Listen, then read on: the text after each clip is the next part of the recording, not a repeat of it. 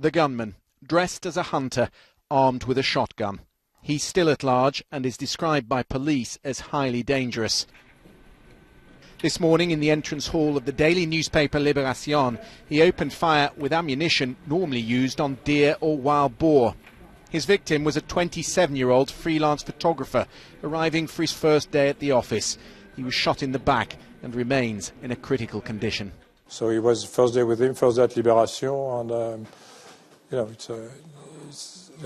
think he was happy to do his job, and never thinking that that could happen, and it could happen to any of us. It's the second time the media had been targeted by this man, and armed police have now been stationed outside all major news agencies. On Friday, the same gunman walked into the reception area of the 24-hour news channel BFM TV and without firing emptied the chamber of his rifle. "Next time, I won't miss you," he said to the editor he confronted.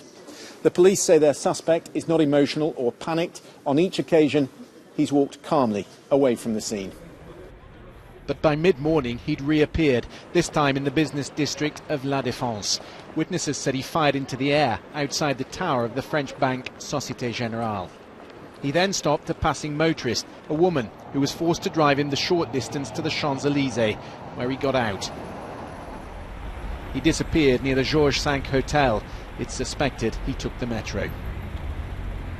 Sachez que nous ferons tout. We're doing everything we can to find him, said the Interior Minister Manuel Valls.